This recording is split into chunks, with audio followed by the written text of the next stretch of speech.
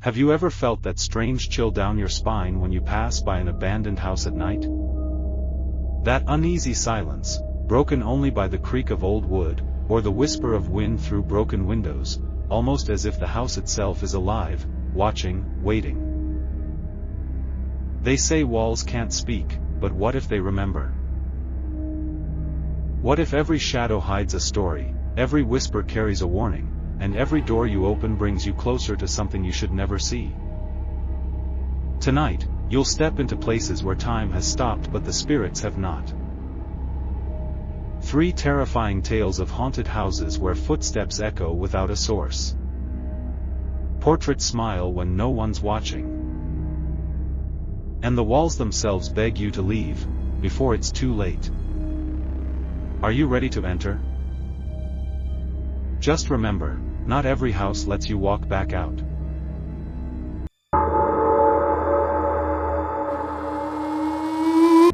It was nearly midnight when I first saw the house. I hadn't planned to stop, I was only driving through Holleridge Lane on my way back from a late business trip. My GPS had taken me through this quiet, forgotten part of town. The road was narrow, lined with skeletal trees whose branches clawed against the sky. That's when my headlights caught it, a crooked silhouette of a mansion sitting far back from the road, its broken windows glinting faintly in the moonlight.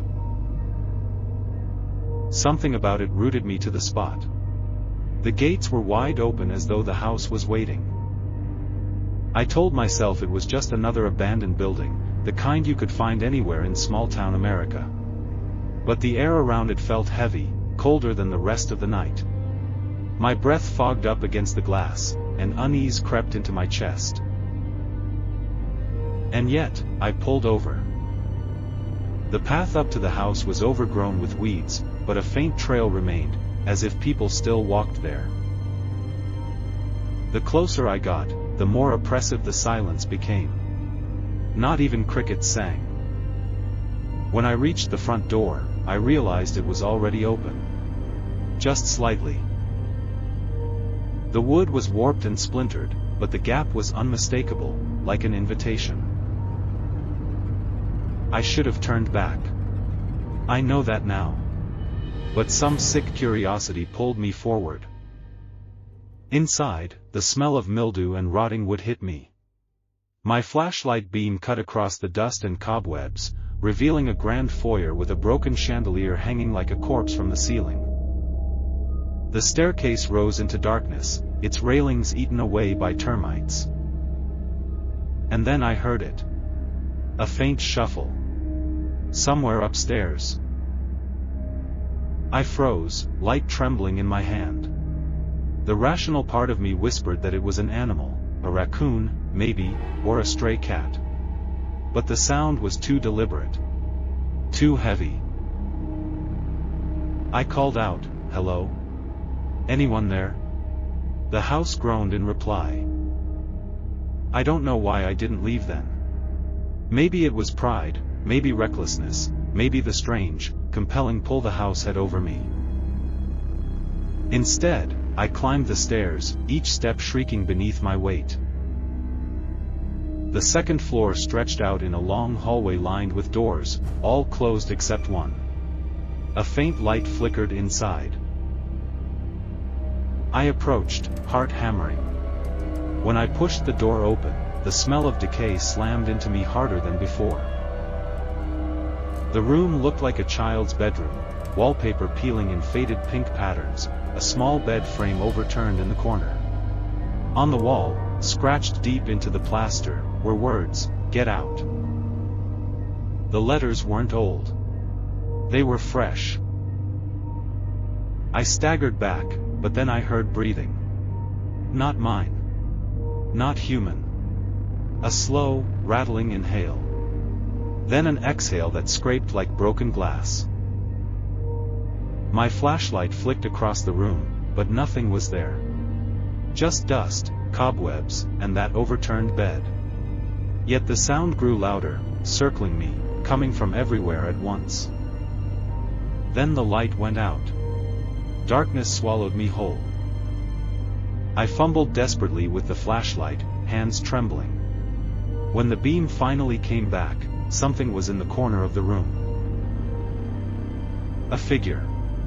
Small, hunched, with limbs too long, its head cocked unnaturally to one side.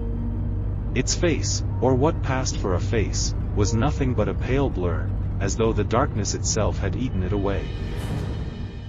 I dropped the flashlight. By the time I grabbed it again, the corner was empty. But the breathing was right behind me. I bolted out of the room, down the hall, stumbling blindly toward the staircase. The house seemed alive now, shifting and groaning as though mocking my panic. Shadows slid along the walls, stretching, reaching. When I hit the bottom of the stairs, I found the front door shut tight. I yanked at it with all my strength, but it wouldn't budge. The doorknob was ice cold, my skin burning at its touch. Then, a whisper. Right behind my ear. "Stay." I spun, but no one was there. The chandelier above began to sway violently, its rusted chains groaning as dust rained down. It creaked, cracked, and then crashed to the floor inches from where I stood. The impact shook the entire house. The front door suddenly flew open, slamming against the wall. I didn't wait. I ran into the night, not daring to look back. By the time I reached my car, my chest was on fire from running. I fumbled with the keys, but when I looked up, I froze. The house stood in silence, dark and still. From this distance, it looked dead again, just an abandoned relic. But in the upstairs window, the same room with the scratched words, I saw a figure watching me. The same pale blur of a face.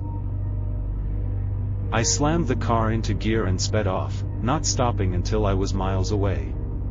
For days afterward, I couldn't shake the house from my mind. I barely slept. Whenever I closed my eyes, I saw that faceless thing crouching in the corner, waiting. I tried to tell myself it wasn't real. That exhaustion, shadows, and fear had played tricks on me. But then, 3 nights later, I woke to a sound. Breathing. That same, ragged inhale. That same scraping exhale. It was in my bedroom. I shot up, heart pounding. The room was empty, but the air felt wrong, thick, heavy, like Holloridge Lane all over again. On my nightstand, carved into the wood, were 2 words, "Welcome home." I don't remember leaving my bed. I only remember standing outside my apartment, staring at the night sky, my body trembling as though pulled by invisible strings. My feet moved without permission. Step by step, street by street, I walked. And when I came back to my senses, I was there. Holloridge Lane. The gates stood open. The house loomed in silence, waiting. This time, I didn't resist. I crossed the path, climbed the stairs, and walked inside. The door slammed shut behind me. And the last thing I remember before the darkness swallowed me whole, was the sound of children laughing.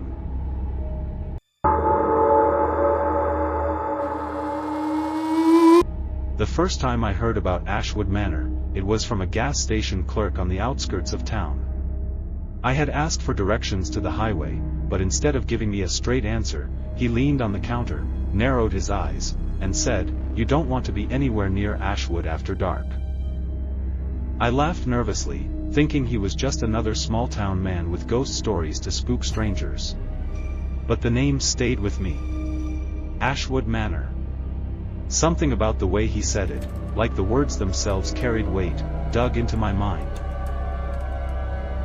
That night, the storm forced me off the main road. My GPS was useless, and my phone battery was nearly dead. I drove blindly through twisting country lanes until the headlights caught a massive silhouette in the rain. A mansion, tall and lifeless, crouched at the end of a long gravel driveway. The sign on the rusted gate read, "Ashwood Manor." I should have kept driving. I knew it deep in my gut. But the storm was too fierce, and my car felt like it might slide off the road any second. With no other choice, I pulled into the driveway. The closer I got, the colder the air seemed to become. Not the kind of cold that creeps in through your jacket, but the kind that settles under your skin. The trees around the mansion bent and groaned, as though bowing to it. When I stepped out of the car, rain hammered against me. The front door loomed, tall and arched, half-rotted but still standing. I raised my hand to knock, and before I could, the door creaked open on its own. Inside was silence. A silence so deep it rang in my ears. I entered, dripping water onto the faded rug of what must once have been a grand foyer. The ceilings arched high above, but the chandelier had collapsed, shattered crystals glittering across the floor like broken ice. A staircase spiraled upward into shadows, and countless doors lined the hallway ahead, each one shut tight. The smell hit me then, damp wood, mold, and something faintly metallic. Something like blood. I told myself I'd just stay until the storm passed. Find a dry room, wait it out, and leave at first light. But even as I thought it, I knew I wouldn't be leaving on my own terms. A whisper slithered through the air. Faint. Indistinct. At first, I thought it was the storm, but the sound came from within the walls. Leave. I spun, flashlight beam slicing through the dark. No one. No movement. Just that suffocating silence again. I found a parlor to wait in, ornate, though time had stripped it of life. Torn curtains sagged from the windows, and portraits of stiff-faced people watched me with cracked eyes. I sat on the couch, trying to convince myself it was fine. Old houses make noises. My mind was tired. But then the portraits bothered me. Each face seemed turned just slightly toward me, as though they were watching with more than paint. Their eyes glistened, almost wet in the flashlight beam. I looked away. And that's when I noticed the piano. It sat in the corner, its lid open, keys yellowed with age. Slowly, deliberately, one key pressed down. A soft, hollow note drifted into the air. Then another. And another. A melody, broken and uneven, echoing through the parlor. I dropped the flashlight in panic, and when I snatched it up again, the piano was silent. The keys unmoved. But the portraits. Every single one of them was now smiling. I couldn't stay in that room another second. I backed out into the hallway, nearly tripping on the warped boards. The whispering returned, louder this time, rushing past my ears in fragmented words. Stay. Forever. Yours. The staircase loomed before me. Against all reason, I climbed it, flashlight trembling in my hand. The upstairs hallway stretched longer than it should have, lined with doors. Some swollen shut, others cracked open like mouths gasping in the dark. I passed one door that hung half open. Inside was a nursery. The crib stood in the center, its wood blackened with rot. A mobile still dangled above it, spinning slowly though no breeze touched it. And then the crying began. Soft. Infant wails that pierced the silence. I stumbled back, shaking my head. The crib was empty. Yet the sound grew louder, the cries turning into shrieks that rattled in my bones. I slammed the door shut, my chest heaving, and when I turned, something was at the end of the hall. A figure. Dressed in black, head tilted unnaturally, face hidden in shadow. It didn't move.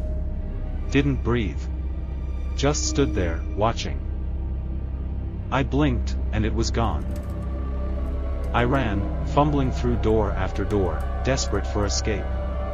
Every room warped into another nightmare, walls scrawled with names carved deep into the plaster, chairs rocking with invisible hands, windows that showed not the storm outside but endless fields of ash and bone. At last, I stumbled into a bedroom. Dust-coated sheets draped over the bed, but the mirror on the dresser gleamed, untouched by time. Against my better judgment, I looked into it, and saw not my reflection. The mirror showed the parlor below, the couch, the shattered chandelier, and me, still sitting there, staring blankly ahead as though I had never moved. A cold hand brushed against the back of my neck. I screamed and spun, swinging the flashlight wildly. The room was empty. But when I turned back to the mirror, the reflection me was smiling. I bolted from the room, down the hall, back toward the staircase. But the house shifted around me. The stairs stretched higher, the hallway longer. Doors slammed shut one after another, sealing me in. The whispers rose into a chorus, voices layered over each other, male and female, old and young, chanting in unison. Ashwood is home. Ashwood is forever. Ashwood is yours. I ran until my lungs burned, and finally I saw it, the front door. I threw myself at it, clawing at the wood, pulling with all my strength. It didn't move. My nails splintered against the frame. Then the voices went silent. A single breath brushed my ear. Welcome home. The door swung open on its own. I stumbled out into the storm, half crawling to my car. I didn't care if the roads were flooded, I just had to leave. The engine roared to life, and I tore down the driveway, gravel spraying behind me. In the rearview mirror, the house stood dark and still. But in every window, I saw them, faces. Dozens of them, pressed against the glass. Smiling. Watching. When I finally reached the highway, my phone buzzed to life again. One notification. A photo. My stomach dropped when I opened it. It was me, asleep in that parlor, still sitting on the couch beneath the ruined chandelier. And behind me, a woman in black, her hand resting gently on my shoulder.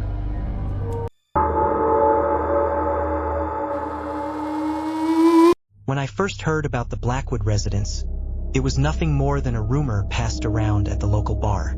The kind of drunken tale that starts with a whisper and ends in nervous laughter. They said the house had stood empty for nearly 50 years, perched at the end of a long dirt road outside town. Every few years, some brave soul went in to prove they weren't afraid. None of them stayed past midnight. I never believed in ghost stories, but when my friend dared me to spend one night inside, I agreed too quickly. A bottle of whiskey and $100 were waiting if I could last until sunrise. It sounded easy enough. I drove out there alone, headlights cutting across fields of tall grass that seemed to lean toward the house like they were drawn to it. The Blackwood residence rose out of the earth like a corpse breaking free of its grave. Windows shattered, roof sagging, walls leaning as though they could collapse at any moment. And yet it stood. The gate was half rusted, the path overgrown, but the front door looked untouched. I hesitated only once before stepping inside. The first thing I noticed was the smell. Damp, heavy, almost choking. The air carried a weight that pressed against my chest, thick with rot and mildew. My flashlight beam swept across torn wallpaper, furniture draped in sheets, and staircases that spiraled into shadows. The floor creaked with every step. The house didn't feel abandoned. It felt alive, as though it had been waiting for me. I set up my bag in what looked like a living room. Dust-covered chairs sat in a circle around a stone fireplace, where ashes still lingered like someone had left only yesterday. I tried to shake the unease crawling over my skin. This was just a house. Old, broken, empty. At least that's what I told myself. Hours passed slowly. The whiskey helped dull my nerves, though every so often I swore I heard footsteps above me. Heavy, deliberate. I called out once, my voice trembling more than I wanted to admit. Silence answered. I tried to laugh it off, but the sound came out brittle. To distract myself, I wandered through the house. The dining room was filled with long-forgotten dishes, plates still stacked neatly on the table as though dinner had been interrupted. The walls of the hallway were lined with portraits, stern men and pale women with hollow eyes. Their gazes followed me, no matter where I moved. One portrait in particular caught me, a little girl in a white dress, her hands folded neatly in her lap. Unlike the others, her smile was wide, almost too wide. Her painted eyes glittered strangely, like glass reflecting candlelight. I moved on quickly. Upstairs, the air was even heavier. The carpet muffled my steps, though the boards beneath still groaned. Doors lined both sides of the hallway, most of them closed. My flashlight flickered as I passed them, and once, just once, I swore I heard a faint giggle, a child's. The sound made my blood run cold. I opened one door to a bedroom. The bed was still made, though the blankets were moth-eaten and gray with dust. On the dresser sat a cracked porcelain doll, its head tilted, one eye missing. Its mouth was painted in a smile, but in the darkness it looked more like a sneer. The moment I shone my light on it, I heard a whisper, soft but clear, "Stay." I spun around. No one was there. When I turned back, the doll was lying on its side. I stumbled out, heart racing, and nearly tripped over something in the hallway. It was a toy ball, faded red, rolling slowly toward me. My throat tightened. There had been nothing there seconds before. The ball stopped at my feet. And then, from the end of the hall, a door creaked open on its own. Inside was a nursery. A crib stood in the center, rocking gently, though no one touched it.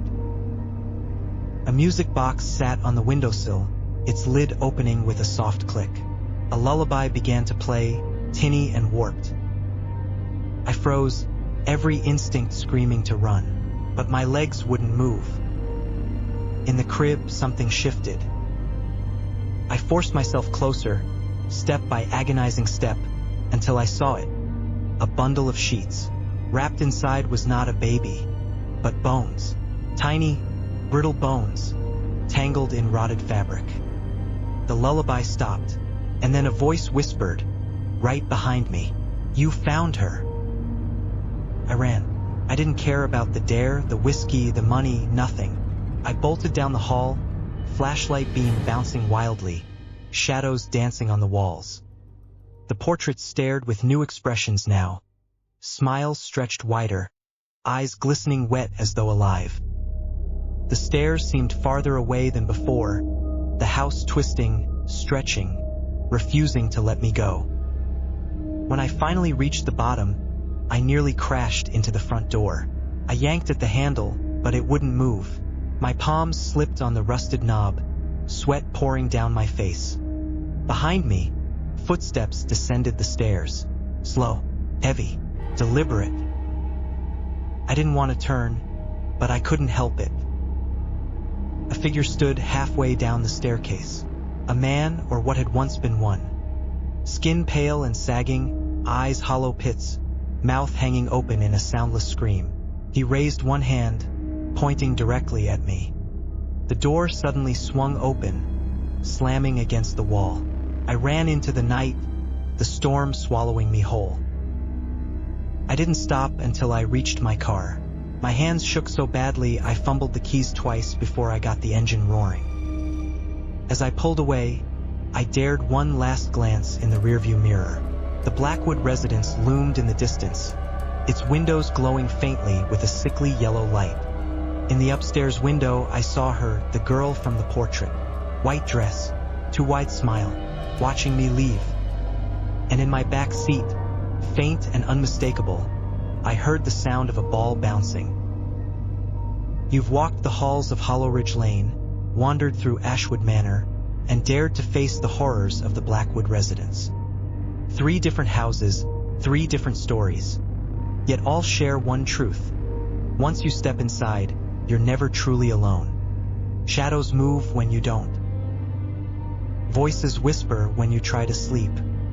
And sometimes they follow you back.